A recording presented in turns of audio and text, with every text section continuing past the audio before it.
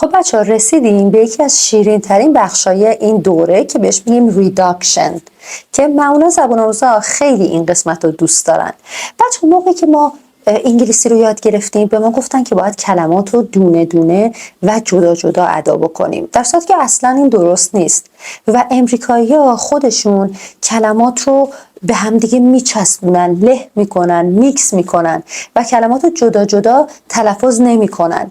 یه سری دیگه از این ریداکشن ها رو من آماده کردم که اینجا میخوام بهتون بگم و آموزشش بدم. امریکایی‌ها نمیگن what do you want to do، میگن what do you wanna do. what do you wanna do. امریکایی‌ها به going to میگن gonna. مثلا I'm gonna go to store، میخوام برم فروشگاه. به want to میگن wanna.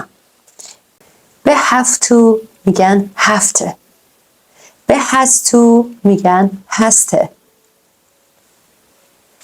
به ought to میگن oughta. oughta. به did you میگن didja. didja. به out of میگن outa. outa. مثلا I'm out of energy، من هیچ انرژی ندارم. به would you میگن woulda. woulda. به would he میگن woody. woody. به want you میگن wantcha. wantcha. به didn't you میگن didn'tcha. didn'tcha. به is he میگن easy. easy. به what do you do میگن what'ya. what'ya. به need it میگن need it. need it. به what does میگن what is. what is. به you میگن یا. خیلی جا میبینید به miss you میگن miss ya. miss ya. به are you میگن aria. aria. به need to میگن نیدا.